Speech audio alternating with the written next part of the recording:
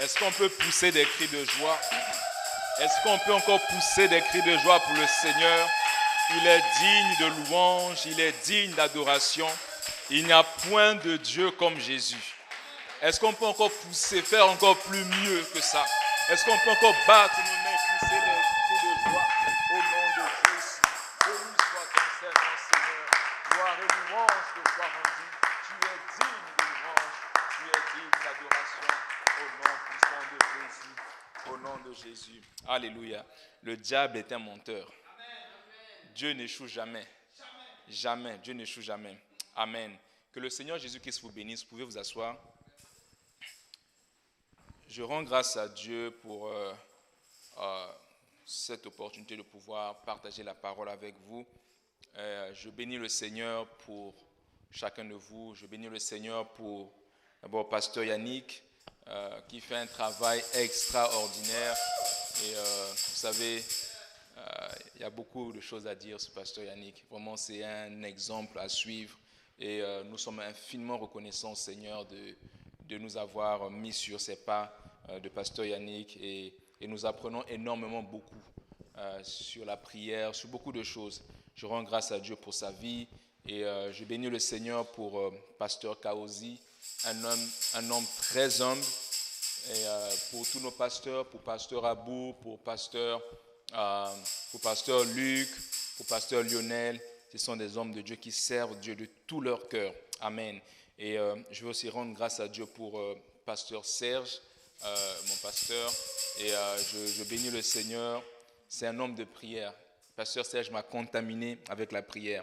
Vous savez, quand vous marchez avec des personnes qui sont tout le temps jaloux, ça va vous contaminer. Vous allez aussi devenir jaloux comme ces personnes. Quand vous marchez avec des personnes, en fait, qui font du commérage, ils vont vous contaminer. Vous allez aussi commencer à faire du commérage. Mais quand vous marchez avec des personnes qui prient, ça va vous contaminer aussi. Vous allez aussi vous mettre aussi à prier. Quand vous marchez avec des personnes qui évangélisent, ça va aussi vous contaminer. Vous allez aussi avoir ce goût d'évangéliser. C'est pour cela que nous devons faire très attention avec qui nous nous associons. Il y a vraiment l'influence qui est là. C'est pour cela que c'est vraiment recommandé pour nous de marcher avec des gens qui craignent Dieu, de marcher avec des gens de prière. Comme cela, ça nous contamine. Amen. Comme on le dit souvent, plus de prière, plus de puissance. Moins de prière, moins de puissance. Nous devons prier en tant qu'Église de Dieu. Nous devons nous mettre dans la prière. Vous savez, quand vous lisez les Écritures, le Seigneur Jésus-Christ a dit dans sa parole, il a dit, ne savez-vous pas que ma maison sera appelée une maison de prière? Le nom que le Seigneur a donné à sa maison, à l'Église, il a dit, ça sera appelé une maison de prière. Et quand vous lisez aussi les Écritures, vous allez vous rendre compte que la question que les disciples ont posée à Jésus pour pouvoir apprendre, ils ont dit, Seigneur, montre-nous comment prier. Enseigne-nous comment prier. C'est ce qu'ils ont posé comme la question à Jésus. Et le Seigneur leur a parlé il leur a dit, voici comment vous devez prier, notre Père qui est aux cieux, ainsi de suite. Nous devons prier. La prière, c'est très, très, très importante. Nous devons être une église qui prie. Nous devons être une église qui prie pour le salut des âmes.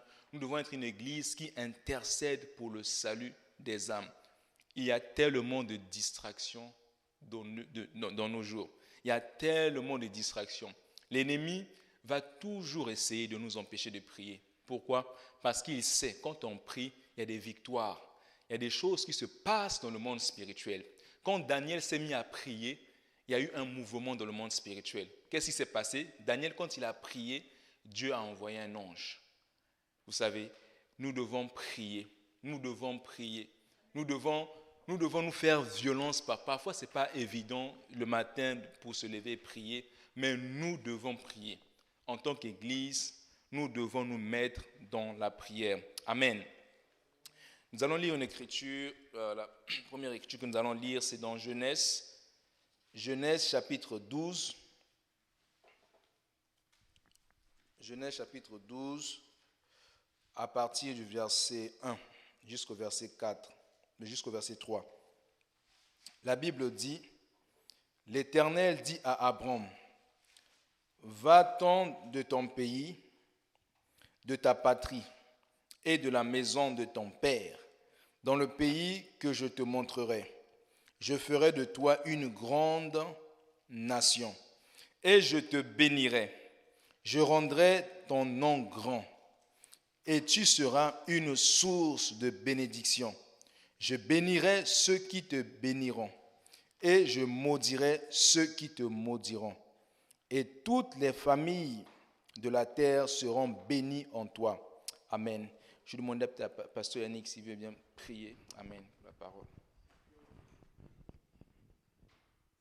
Jésus, merci pour ta grâce, merci pour ta bonté, merci pour ta puissance. Nous prions pour que tu bénisses ce service, que tu touches nos cœurs et que tu oignes ton serviteur, Seigneur, qui nous donne tes horaires, qui nous donne la direction et que nous fissions ta volonté. Que tout le monde dise au nom de Jésus. Au nom du Seigneur Jésus-Christ. Alléluia. Merci Seigneur. Alléluia. Alléluia. Le thème que le Seigneur a mis sur mon cœur pour partager avec vous, c'est sortir de la zone ou sortir de sa zone de confort. Sortir de sa zone de confort. Qu'est-ce que la zone de confort? La zone de confort peut être définie comme une zone protégée ou un endroit sécurisé. Ça peut être aussi un endroit, ça peut signifier plusieurs choses. Ça peut être un endroit sécurisé, un endroit protégé, un endroit gardé, un endroit où on ne veut que personne puisse y entrer, un endroit où on se sent confortable, un endroit où on est béni, un endroit où on se sent vraiment en sécurité, on se sent protégé. Et quelques exemples que nous pourrons prendre pour parler de la zone de confort. Comme nous avons lu dans Genèse chapitre 12, versets 1 à 3, Dieu a parlé à Abraham. Il lui a dit quoi? De sortir. Abraham est avec sa famille, Dieu l'appelle à sortir. Et la zone de confort peut être un pays. Vous savez, il y a des gens qui sont tellement confortables dans leur pays que quand Dieu va leur demander de partir, par exemple, je vais donner un exemple. Nous sommes ici au Canada. Et si Dieu t'appelle, par exemple, à aller annoncer l'évangile aux États-Unis, ou bien annoncer l'évangile en Philippines, annoncer l'évangile en Thaïlande, au Pakistan, qu'est-ce qu'on va se dire? Oh, je suis tellement confortable ici, Seigneur, non. Au Pakistan, on va commencer à s'imaginer plusieurs choses. On va commencer à dire, il n'y a pas l'aide, il n'y a pas la RAMQ, il n'y a pas ceci, il n'y a pas ceci, il n'y a pas cela. Je suis confortable au Canada. Pourquoi? Parce que il y a de l'aide, il y a la RAMQ, je peux pas manquer à manger. On est confortable. Donc, une zone de confort peut représenter un pays. C'est comme Abraham, comme je l'ai dit. Dieu lui a dit de faire quoi? De sortir de son pays. Et une zone de confort peut aussi représenter une ville.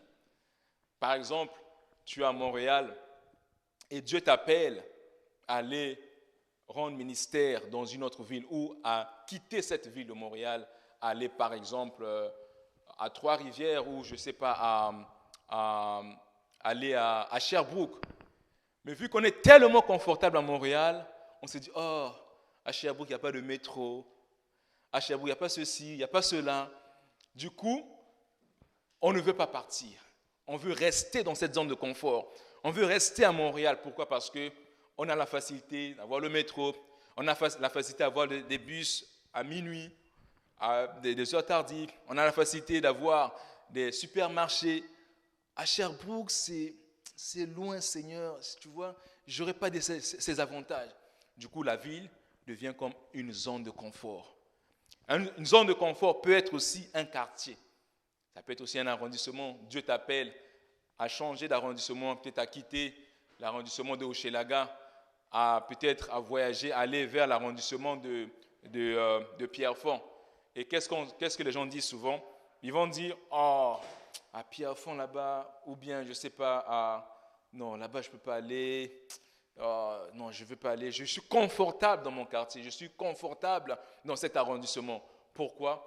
Parce que ma maison est juste proche d'un supermarché, ma maison est juste proche d'un restaurant. Je suis confortable, Seigneur, ici. Je ne veux pas en fait quitter cette zone de confort qui est cet arrondissement Hochelaga ou l'arrondissement Anstic. Je ne veux pas aller dans dans cet arrondissement Pierrefonds. Une zone de confort peut aussi représenter la prison. Alors là, ça va vous choquer. Pourquoi? Parce que les gens vont se dire, attends, comment ça, une zone de confort peut être une prison?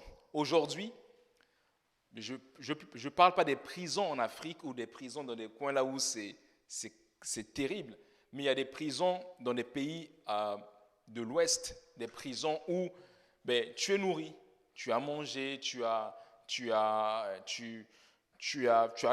une salle de sport. Et il y a même des prisonniers, quand ils vont rentrer en prison, et quand on va leur dire de sortir, ils ne veulent pas.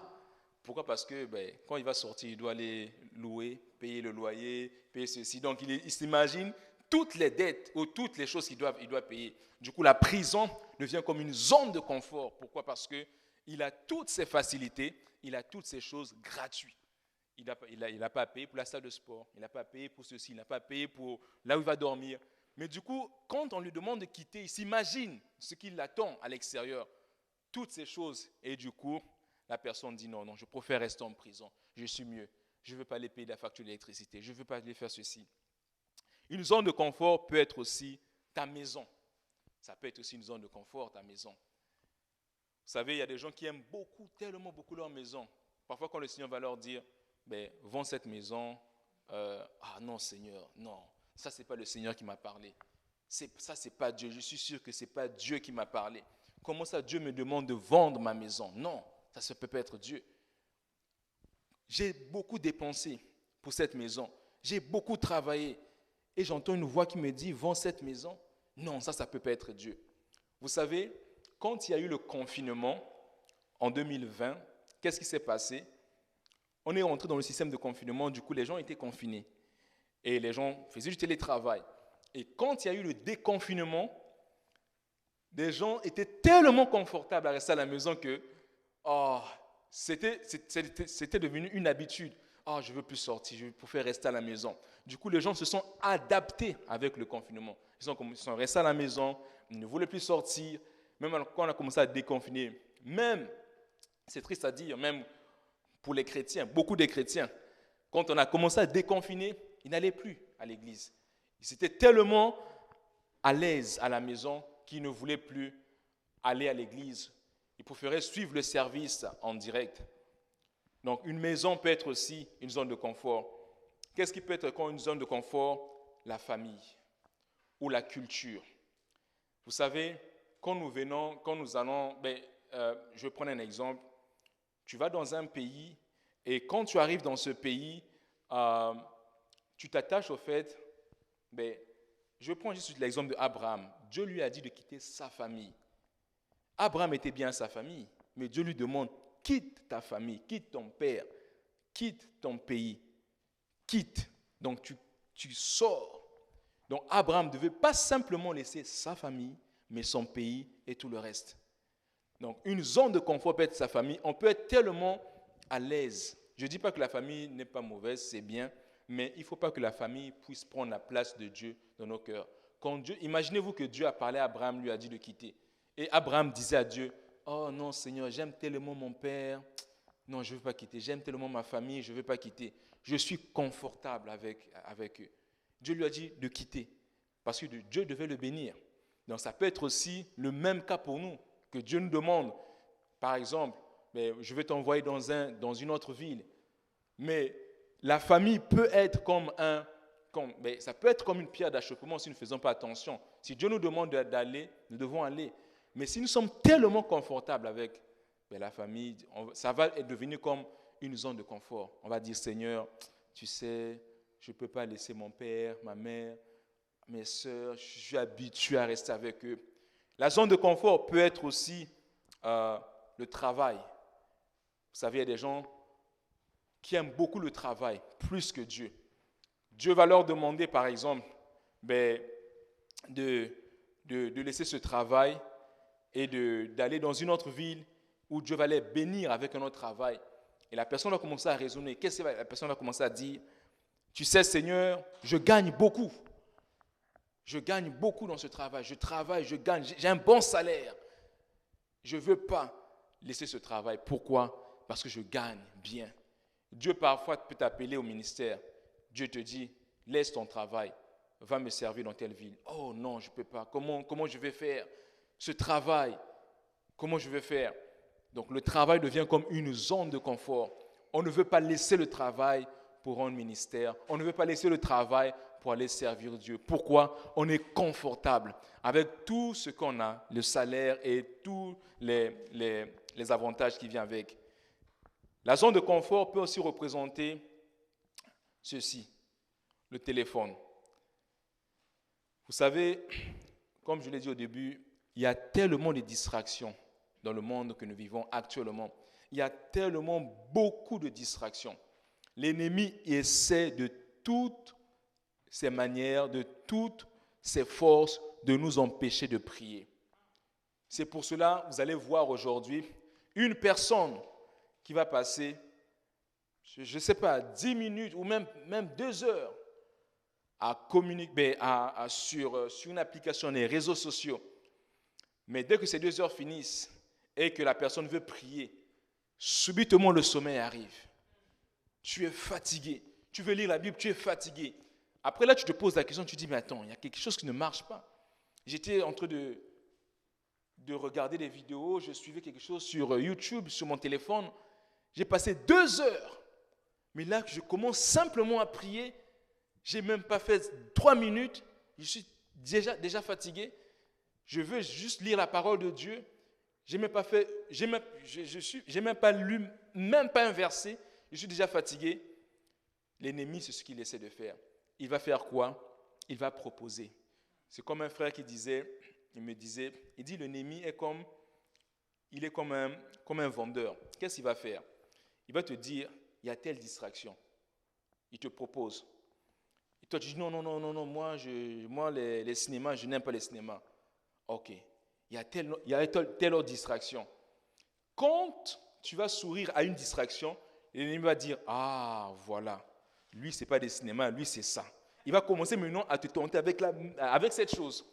C'est ça, au fait. Quand vous allez, par exemple, acheter quelque chose, quand la personne vous vend quelque chose, qu'est-ce qu'elle fait? Mais quand vous n'aimez pas la personne, si la personne veut vraiment que vous puissiez acheter, cette personne, qu'est-ce qu'elle va faire? Elle va insister.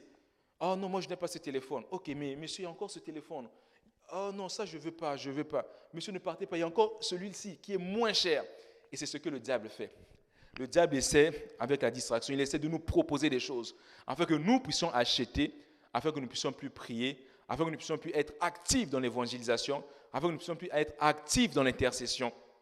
Vous savez, le téléphone peut être aussi une source, une zone de confort pour beaucoup. Les réseaux sociaux, les médias. Très souvent, on va passer plusieurs heures. L'ennemi est tellement intelligent qu'il va capturer notre attention sur ce téléphone. On va passer des heures, non pas à évangéliser, non pas à témoigner de Jésus, non pas à exhorter une personne, mais dans les blagues. Tu vas sous les statuts, parfois tu vas sourire, parfois tu vas te fâcher, tu vas voir un statut bizarre, tu te mets en colère, oh. Et le temps passe, tandis qu'à l'extérieur, il y a des âmes qui crient, qui meurent, des âmes qui sont là, qui vont venir me parler de Jésus. Mais nous sommes là sur le téléphone, WhatsApp, statut. Oh, parfois tu souris. Oh, parfois tu es en colère. Parfois tu te dis, mais comment il peut faire ceci? Et le temps passe. Après, tu te rends compte que tu as passé 2 heures, 3 heures. Après, tu te dis, oh! Et là, tu n'as plus le temps de prier. Et c'est la même chose. Ça se répète. C'est pour ça que nous devons faire très attention. Il y a tellement d'applications qui sortent aujourd'hui.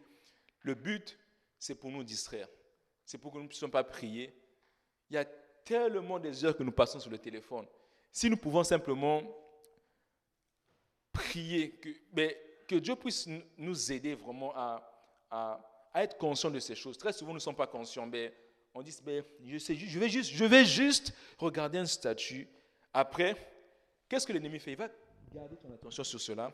Après tu commences à regarder un autre. Et il y a des gens, ils ne peuvent pas, au fait, vivre sans le téléphone. Quand leur téléphone est perdu, la personne est mal à l'aise, même malade. Mais pas quand cette personne rate un service, mais quand le téléphone est perdu. Oh, comment je vais faire? Je l'ai acheté cher. La personne est malade. Pourquoi? Parce que ce téléphone était sa zone de confort. La personne était confortable à utiliser le téléphone, les applications, différentes applications, à passer plus de temps sur le téléphone que dans la lecture de la Bible, que dans la prière, que dans l'intercession, de prier pour des âmes qui se perdent. Nous devons faire très attention. L'ennemi est en train de travailler dur. Nous devons être conscients de ces choses et nous devons nous réveiller. Le Seigneur a dit, qu'est-ce qu'il a dit? Il a dit dans Matthieu chapitre 28, versets 18 à 20, si quelqu'un peut le lire.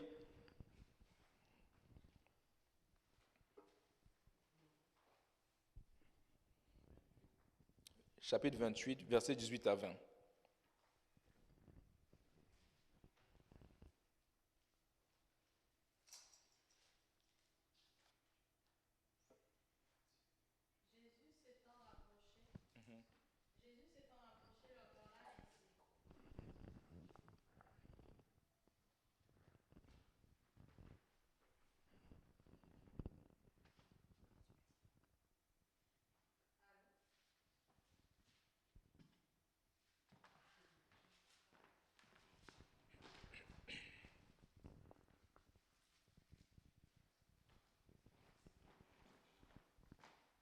Jésus s'étant rapproché, leur parla ainsi. Tout pouvoir m'a été donné dans le ciel et sur la terre. Allez, faites de toutes les nations des disciples, les baptisant au nom du Père, du Fils et du Saint-Esprit, et enseignez-leur à observer tout ce que je vous ai prescrit. Et voici, je suis avec vous tous les jours jusqu'à la fin du monde. Amen. Je reviens sur Abraham avant d'aller dessus sur Matthieu chapitre 28, versets 18 à 20. Quand Dieu a dit à Abraham de sortir, pensez-vous que c'était facile? Non, ce n'était pas facile. Mais Abraham a choisi d'obéir à Dieu. Vous savez, il y a des fois, Dieu va nous demander quelque chose. Quand Dieu te demande de laisser, de sortir, de quitter, parfois, ce qui va parfois nous empêcher, si nous avons nos yeux fixés sur les choses de ce monde, si nous aimons les choses de ce monde plus que Dieu, on aura vraiment du mal. On va commencer à raisonner. On va même parfois commencer à remettre en question la voix du Seigneur. On va commencer à dire non, ce n'est pas le Seigneur qui m'a demandé. Le Seigneur ne peut pas me dire de quitter Montréal pour aller à Sherbrooke. Non. Le Seigneur ne peut pas me dire de vendre ma maison. Non. J'ai souffert. C'est même lui qui m'a béni. C'est même lui qui a pourvu. Et comment ça, c'est lui qui a pourvu et qui dit, vends ta maison. Dieu a donné un fils à Abraham. Le même Dieu qui a donné un fils à Abraham a dit à Abraham, va offrir ton fils. Mais qu'est-ce qu'Abraham a fait? Il a obéi, il est parti.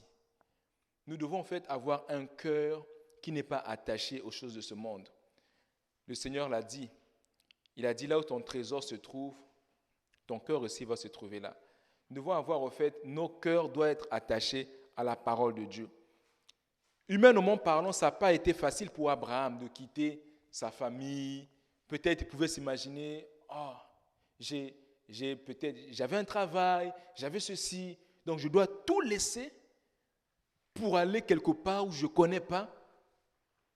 Vous savez, quand nous lisons ce passage-là, parfois on peut se dire, ça a été facile pour Abraham, il s'est levé le matin, il a pris les parties. On ne sait pas qu'est-ce qui se passait dans sa pensée. Il pouvait penser et dire, je dois tout laisser. Mais ça n'a pas été facile, mais il a choisi d'obéir à Dieu. Et c'est ce que nous devons faire. C'est vrai, quand Dieu va nous demander quelque chose, parfois ce n'est pas facile.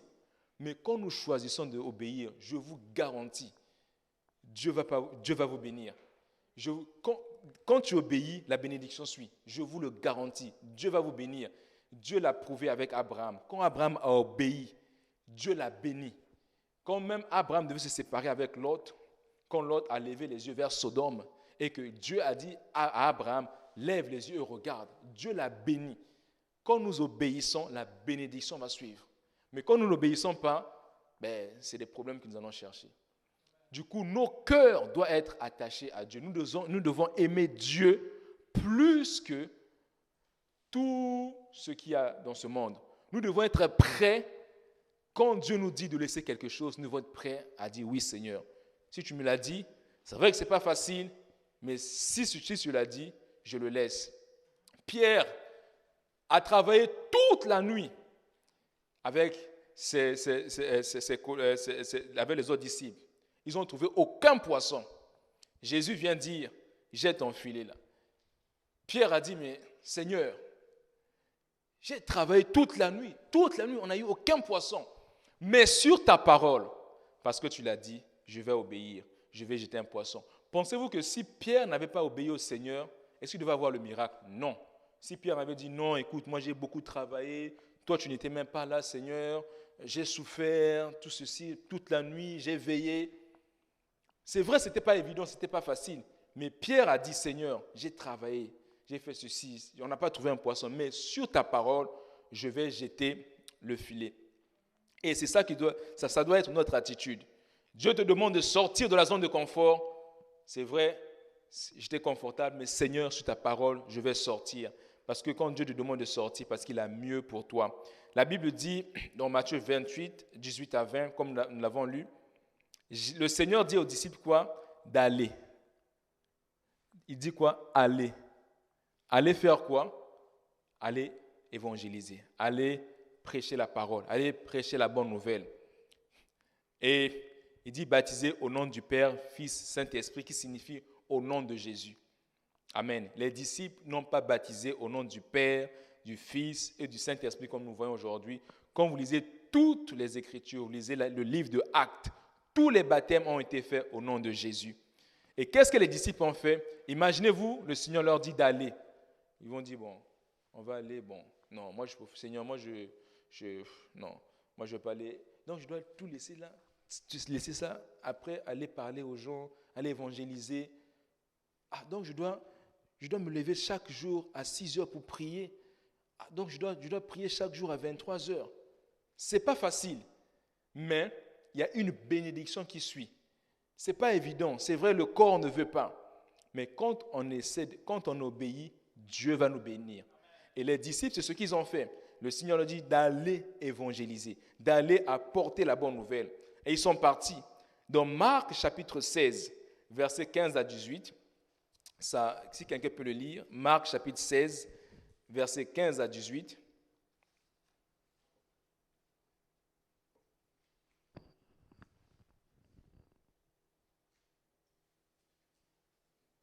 Puis il leur dit, allez par tout le monde et prêchez la bonne nouvelle à toute la création. Celui qui croira et qui sera baptisé sera sauvé, mais celui qui ne croira pas sera condamné. Voici les miracles qui accompagneront ceux qui auront cru. En mon nom, ils chasseront les démons, ils parleront de nouvelles langues, ils saisiront les serpents. S'ils boivent quelque breuvage mortel, ils ne leur feront point de mal, ils imposeront les mains aux malades et les malades seront guéris. Amen. C'est ce que le Seigneur a demandé. Et cette commission n'était pas simplement pour les disciples, mais c'est aussi pour nous. Nous devons aller. Imaginez-vous, Dieu vous demande d'aller, tu dis, Seigneur, je suis confortable dans mon téléphone, tandis qu'une personne à l'extérieur est en train de mourir. Un ange ne prêche pas l'évangile. Ça prend un homme. Quand vous voyez le cas de Pierre, l'ange, quand il a apparu à Pierre, il n'a pas prêché l'évangile. Il a dit, quand il a apparu à Corneille, il n'a pas prêché l'évangile à Corneille. Il lui a dit d'aller, d'envoyer des gens chercher un certain Simon-Pierre qui habitait avec Simon le courroyeur. Et c'est ce que nous devons faire, c'est notre mission. Mais le problème, c'est quoi aujourd'hui? Nous sommes tellement dans notre zone de confort que nous ne voulons pas prier. Nous sommes tellement confortables avec des choses que le monde nous propose que nous ne voulons pas aller évangéliser. Nous sommes tellement confortables que nous ne voulons pas aller à l'église. Nous sommes tellement confortables avec tout ce que nous avons comme aide sociale que nous ne voulons pas nous impliquer pour l'aide de Dieu, pour l'œuvre de Dieu. Il y a des gens en Afrique qui priaient, qui intercédaient. Mais quand ils sont venus ici, quand ils ont vu tout le confort qu'il y a ici, toutes ces choses, les gens ne prient plus. Ils donnent des raisons. Oh non, je suis fatigué, je fais 2 boulots. ah, ma voiture est en panne, je ne peux pas aller à l'église. Il y a les bus. Prends la carte, va acheter la carte au bus. Et si Dieu te montrait dans un pays quelconque, vous savez, très souvent, on est tellement confortable qu'on veut simplement donner des raisons. Non, je ne peux pas faire ceci parce que on n'a plus la voiture ne fonctionne pas, on ne peut plus aller à l'église. La personne fait 1 mois ne pas aller à l'église. Pourquoi? La voiture ne marche pas, on ne peut pas aller à l'église. Mais si Dieu te montre une personne qui doit marcher 3 kilomètres pour aller à l'église, qu'est-ce que tu vas dire? Qu'est-ce que tu vas dire? Le confort, ça tue. Ça tue beaucoup de chrétiens. Ça tue beaucoup de chrétiens. On est tellement confortable qu'on ne veut plus prier. On est tellement confortable qu'on ne veut plus s'impliquer à l'œuvre de Dieu. Tu quittes ton pays, tu arrives ici, tu vois les aides sociales, tout ce qu'il y a. Du coup, les gens ne prient plus. Ils vont faire des 3 boulots, des 5 boulots. On les voit plus à l'église. Frères, sœurs, oh non, je suis fatigué. Dimanche, j'ai travaillé. Je ne peux pas. Je suis en train de travailler pour que je puisse avoir d'abord ma résidence permanente. Quand j'aurai ma résidence, je vais commencer à venir à l'église. Ce sont des raisons qu'on donne souvent, que beaucoup donnent. Oh non, je ne peux pas. Tu sais, je suis en train de... J'ai d'abord des factures, je dois d'abord payer mes factures. Quand je vais finir de payer mes factures, je vais commencer à aller à l'église. Parfois, tu regardes la personne, tu dis, mais attends, quand on était ensemble au pays, ce n'est pas toi qui étais motivé qui allait à l'église. Ce n'est pas toi qui étais là, qui partait à l'église. Mais qu'est-ce qui a fait qu'il puisse être refroidi ici? C'est le confort, la zone de confort. Oh, il y a des biens, il y a ceci. On peut faire 3 boulots, on peut faire ceci. On peut avoir telle chose. Du coup, la personne ne prie plus, la personne ne s'implique plus. Mais tandis que la personne ne s'implique plus, il y a des gens qui meurent. Il y a des gens qui sont là-bas qui ont besoin d'aide. Ce n'est pas des anges qui vont aller leur parler. Dieu veut que nous puissions aller les parler. C'est pour cela que Dieu a dit aux disciples, allez, prêchez l'évangile. Imaginez-vous, Dieu leur dit et ils restent. Croyez-vous que les gens devaient... Comment les gens devaient croire le jour de la Pentecôte si Pierre ne se levait pas et parlait? Dieu ne devait pas envoyer un ange. Dieu s'attend que nous puissions nous lever et obéir à cette commission. Il s'attend que nous puissions nous lever et sortir de la zone de confort. La zone de confort tue beaucoup de chrétiens. On est tellement confortable avec plusieurs choses comme ce qu'on a vu, la maison, ça soit la voiture. Oh Seigneur, tu sais ma voiture, je ne peux pas, tu sais Seigneur, ben, si je n'ai pas de voiture, je ne peux pas aller à l'église parce que nous devons en fait sortir de la zone de confort. Un chrétien qui vit dans la zone de confort, ça sera tellement difficile qu'il puisse être impliqué à 100%. Il va peut-être être à moitié, à 50%, venir à l'église, ne pas être impliqué, venir le dimanche, mais Dieu s'attend à ce que nous puissions le servir de tout notre cœur. Dieu s'attend que nous puissions le servir de tout notre corps, nous puissions être impliqués. Amen. C'est pour cela qu'il a dit allez. Allez parler à ces personnes. Allez évangéliser. Il y a des personnes qui souffrent. Il y a des personnes, vous savez, dans la Bible, quand vous lisez l'histoire de Philippe, l'eunuque éthiopien lisait le livre d'Ésaïe. Pendant qu'il le lisait, Dieu n'a pas envoyé un ange. Gabriel va lui expliquer les Écritures. Non, c'est Philippe qui marchait, qui était quelque part, et Dieu lui dit, rapproche-toi de ce chariot, rapproche-toi. Et il s'est rapproché. Il a entendu l'eunuque éthiopien qui lisait le livre d'Ésaïe. Et il lui a dit, est-ce que tu comprends ce que tu lis? Qu'est-ce qu'il a dit? Comment est-ce que je peux comprendre si une personne ne m'explique? Donc, ça prenait un Philippe pour aller parler à l'eunuque éthiopien. Dieu n'a pas envoyé Gabriel, l'ange Gabriel ou l'ange Michel pour aller lui parler. Il a utilisé Philippe. Et Dieu veut aussi nous utiliser. Il y a des gens parfois qui lisent, qui ne comprennent pas, qui se posent des questions, qui se disent comment je vais comprendre, comment je vais faire. Mais nous sommes tellement dans la zone de confort que ces personnes sont là, qui sont en train de mourir. Beaucoup d'âmes qui vont en enfer. Mais nous ne voulons pas sortir de la zone de confort. Dieu nous appelle à sortir de la zone de confort. Comme Dieu a appelé Abraham à sortir de sa zone de confort, Dieu nous appelle, Église, à sortir de la zone de confort. Dieu nous appelle à sortir de la zone de confort. Et c'est très important aussi, vous savez, quand nous allons apporter la parole à l'extérieur, quand nous allons prêcher l'évangile, nous devons être prêts. Nous devons, vous savez, le Seigneur, il a dit à ses disciples, attendez d'abord, comme vous lisez Actes chapitre 1, verset 4-8, il leur a dit, vous allez recevoir le Saint-Esprit, une puissance, et vous serez mes témoins à Jérusalem et partout dans le monde. Et c'est ça, nous devons aller, mais nous devons être remplis du Saint-Esprit. Vous savez, quand nous allons évangéliser, c'est pas au fait, c'est une guerre. Parfois, vous allez croiser des gens qui vont se moquer de vous, vous allez croiser des gens qui vont se fâcher contre vous, mais nous devons être prêts. C'est pour cela qu'un chrétien doit prier. Ne va pas évangéliser si tu n'as pas une vie de prière stable. Non. Tu vas aller évangéliser, les gens vont tellement te dire non, après tu seras découragé, oh je suis découragé, je rentre. Mais tu dois prier. Les disciples ont prié et Dieu les a remplis du Saint-Esprit. Et quand ils ont reçu le Saint-Esprit avec l'évidence du parler en langue, ils se sont levés devant des milliers de personnes, ils ont prêché l'évangile. Ça prend une vie de prière constante. Nous devons prier. Nous ne pouvons pas simplement se lever le matin. Ok, si tu n'as pas une vie de prière constante, continuelle, quotidienne, et que tu dis, je vais aller simplement ça parler, ça ne va pas marcher.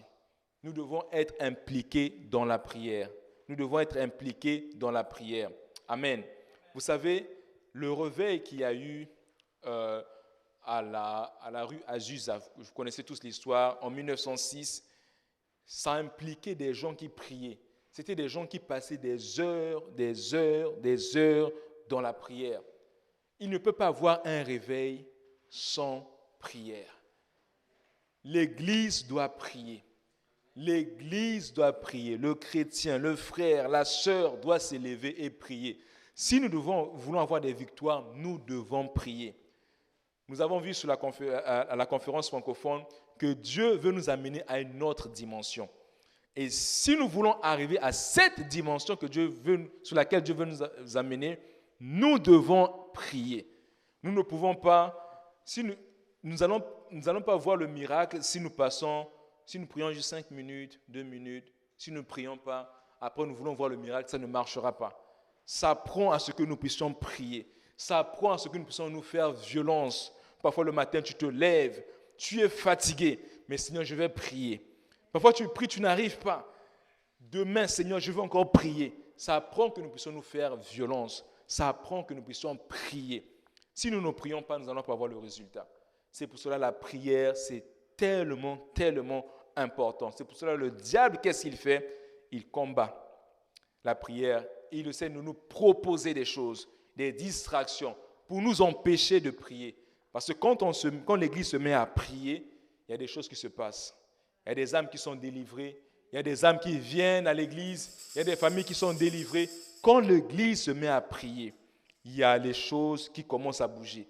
Si tu veux voir des choses bouger, commence à prier. Si tu ne sais pas quoi faire à la maison, prie. Si tu sais quoi faire, prie quand même.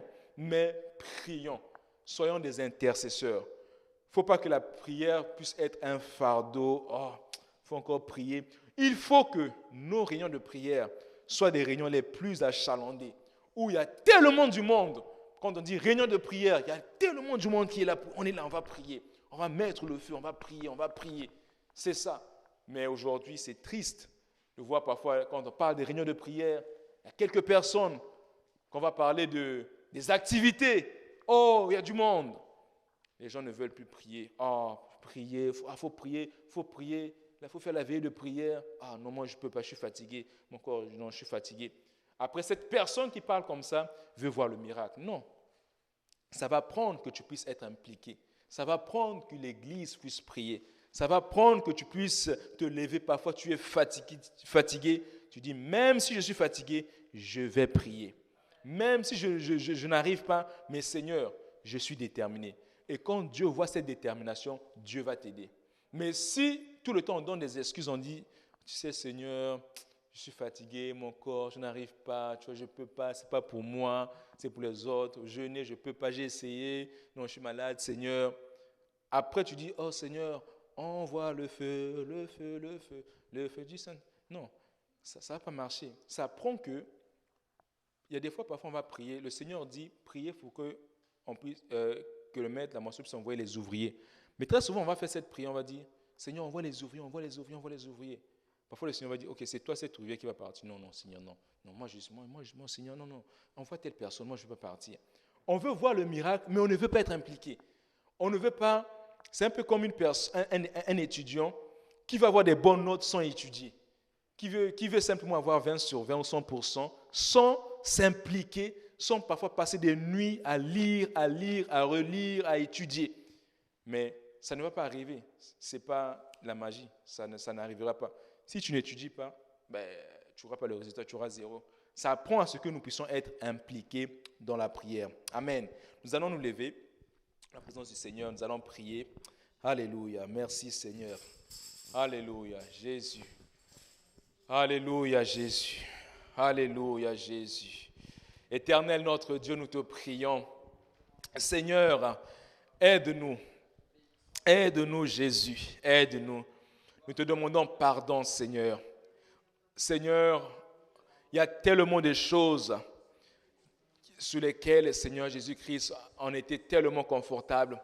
On a eu tellement de zones de confort, Seigneur, qu'on ne pouvait même plus évangéliser. On était tellement confortable avec les choses de ce monde. Ça soit le téléphone, ça soit la maison, la voiture, tellement de choses, Seigneur, que l'ennemi essaie de nous proposer. Tellement de zones de confort. On s'est fait parfois des zones de confort nous-mêmes, Seigneur, que parfois c'est difficile d'aller prier. Parfois c'est difficile d'aller évangéliser. C'est parfois difficile d'être impliqué dans le service à l'église. Seigneur, nous te demandons pardon. Pardonne-nous, Seigneur, si nous avons fait des zones de confort qui a fait que nous puissions être refroidis. Si nous sommes mis des zones de confort qui a fait que nous puissions plus prier. Si nous sommes mis des zones de confort qui a fait que nous puissions plus évangéliser. Si nous sommes mis des zones de confort qui a fait que nous puissions plus aller à l'église. Seigneur, pardon. Pardonne-nous, Seigneur. Nous te demandons pardon. Nous te prions. Aide-nous, Seigneur. Nous voulons être impliqués. Nous voulons faire comme Abraham, quand tu lui as parlé de quitter son pays, de quitter sa patrie. Nous voulons obéir, Seigneur. Nous ne voulons pas être dans cette zone de confort. Nous ne voulons pas laisser la zone de confort, Seigneur Jésus-Christ, prendre la première place en nous. Mais nous voulons que toi, tu puisses prendre la première place, Seigneur Jésus-Christ. Aide-nous comme tu l'as dit dans ta parole. Tu as dit, allez et prêchez la bonne nouvelle. Seigneur, il y a tellement de gens qui meurent à l'extérieur. Il y a tellement de gens qui vont en enfer. Il y en a beaucoup, Seigneur, dans tous les arrondissements. Il y a tellement de familles qui parfois crient, qui ne savent pas. Mais très souvent, Seigneur, nous sommes tellement dans notre zone de confort que parfois nous ne voyons pas ces choses. Seigneur, délivre-nous. Délivre-nous, Seigneur. Aide-nous à être conscients de cela, afin que nous puissions, Seigneur, obéir à ce que tu as dit, que nous puissions aller, que nous puissions sortir de notre zone de confort, que nous puissions sortir de cette zone de confort et que nous puissions aller vers ces personnes, Seigneur, qui sont perdues, que nous puissions aller vers ces personnes qui ont besoin d'aide, que nous puissions aller vers ces familles qui ont besoin d'aide, que nous puissions aller vers ces jeunes qui ont besoin d'aide. Aide-nous, Seigneur, que notre cœur, Seigneur, soit attaché à ta parole, que notre priorité soit le salut des âmes, que notre priorité soit le salut des âmes, que notre priorité soit ton œuvre, Seigneur, que notre priorité soit le salut des âmes, soit le salut des âmes, soit le salut des âmes. Seigneur, aide-nous, Dieu éternel. Délivre-nous de la zone de confort. Nous voulons sortir de la zone de confort afin d'être utiles, Seigneur. Nous voulons sortir de la zone de confort afin, Seigneur, d'être impliqués, afin d'aller parler à ces personnes qui souffrent, afin d'aller évangéliser, afin d'aller, Seigneur Jésus-Christ, exhorter, afin d'aller donner une étude biblique. Nous voulons sortir de la zone de confort pour aller donner une étude biblique, pour aller exhorter, pour aller encourager. Seigneur, nous voulons être impliqués. Nous voulons être déterminés. Nous refusons, Seigneur, tout ce que l'ennemi peut nous proposer comme distraction. Nous refusons cela. Au nom de Jésus-Christ, nous choisissons, Seigneur, d'être déterminés à te servir. Nous voulons être déterminés à être impliqués pour ton œuvre. Nous voulons être déterminés dans la prière. Nous voulons être déterminés dans l'évangélisation. Nous voulons être déterminés, Seigneur, dans l'intercession. Seigneur, nous voulons être déterminés. Ô Dieu éternel, Que nos réunions de prière soient des réunions les plus achalandées. Que nos réunions de prière, Seigneur, soient des réunions les plus achalandées. Que nos réunions de prière soient des réunions les plus achalandées où du monde, Seigneur, des frères et sœurs qui viennent et qui prient, qui intercèdent afin que des âmes soient délivrées, qui intercèdent afin que des familles soient sauvées.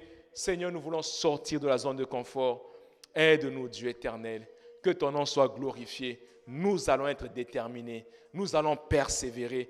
Même si nous tombons, nous allons nous relever, continuer à marcher. Nous sommes déterminés à te servir. Nous sommes déterminés, Seigneur Jésus-Christ, à évangéliser. Nous sommes déterminés à gagner des âmes. Nous sommes déterminés à nous impliquer pour ton œuvre. C'est notre priorité, Seigneur, le salut des âmes.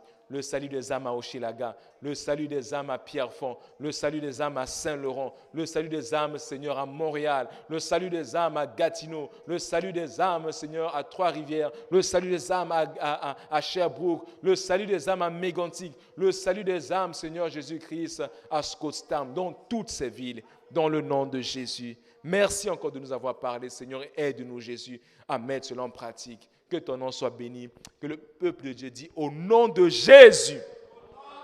Au nom de Jésus. Alléluia.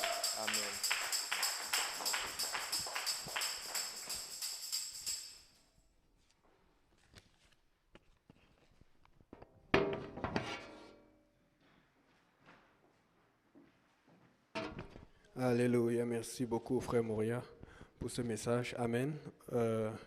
Regarde, on va te dire, nous sommes tous appelés à sortir de notre zone de confort. Dans le fond, le Seigneur nous amène à la vérité, il nous pardonne, il nous transforme et il nous bénit. Il nous bénit pour nous dire qu'il est capable de prendre soin de nous. Mais le problème, c'est que beaucoup d'entre nous, quand on arrive à l'église, après avoir traversé des problèmes financiers, des situations, on commence à devenir comme Israël. On dit il faut la manne pour demain, pour après-demain. On commence à faire des investissements, qui n'est pas mauvais, mais on met tellement d'accent là-dessus et sur comment on va s'en sortir financièrement que la zone de confort devient maintenant ce qui nous empêche de sortir de notre zone de confort. En fait, Dieu t'a béni pour que tu rentres dans cette zone de confort, mais que ça te donne la capacité de sortir de ta zone de confort afin d'aller faire ce que Dieu veut que tu fasses. Amen. Merci. Et quand tu as parlé du cellulaire, là, ça m'a aussi interpellé. C'est vrai que je me rappelle pourquoi j'aime beaucoup fermer. Pas j'aime, je dois fermer mon cellulaire et je le fais encore quand je prie ou quand je fais autre chose parce que les téléphones sonnent tellement et tu reçois souvent des textos juste au moment où tu veux faire quelque chose de spirituel. Amen.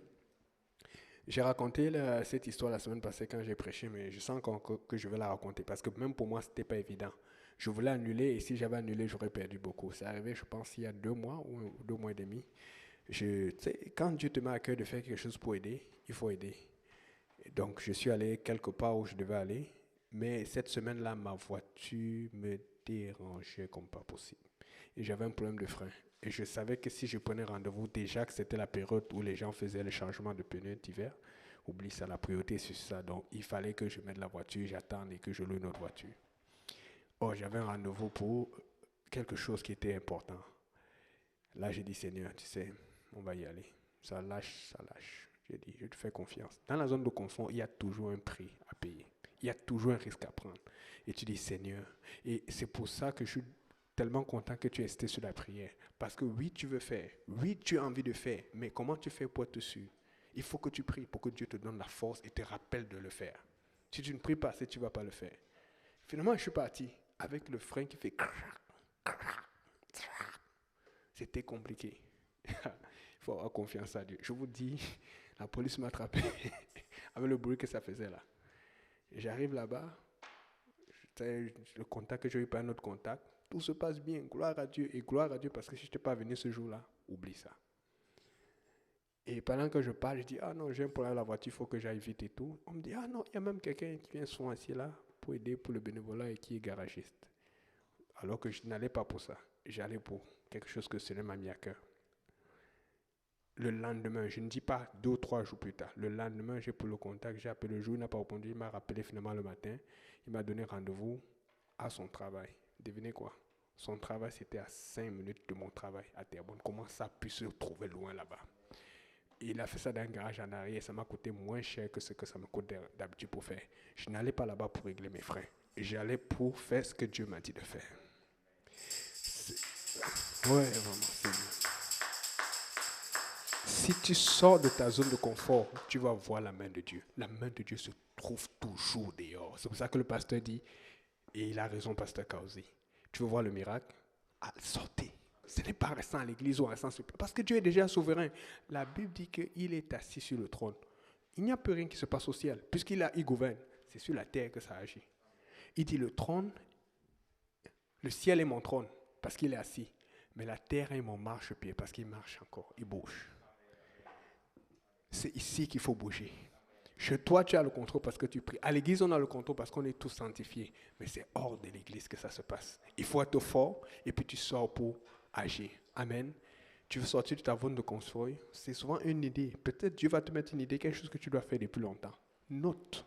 Fais une liste. Et regarde, reviens tout le temps. Tu pries, tu dis, Seigneur, je n'ai pas encore fait ça. Un jour, tu vas te lever, tu vas dire, je vais y aller. Seigneur, aide-moi. Seigneur, donne-moi. Même si ça ne marche pas, vas-y. Repars, essaie autre chose. Sors de ta zone. Nous restons trop fidèles. Je ne dis pas ça de façon péjorative. Nous sommes tellement fidèles à l'église qu'on ne peut pas manquer les services de l'église, mais on manque les occasions d'aller évangéliser. Il faut que tu saches que ce qu'on fait à l'église, c'est pour te faire aller hors de ta zone de confort. Amen. On va prier pour conclure le service et pour bénir le repas. Prions Dieu, Seigneur Jésus, que ta main soit sur nous, fortifie-nous. Bénis ce repas, Seigneur. Bénis ce temps de fraternité que nous allons passer. Nous prions que ta main soit sur nous, fortifie-nous, purifie-nous et bénis-nous au nom précieux, glorieux de Jésus. Donne-nous la force de sortir de notre zone de confort et de voir ta main et de voir le miraculeux au nom de Jésus. Que tout le monde dise au nom de Jésus. Amen. Alléluia. Que Dieu vous bénisse.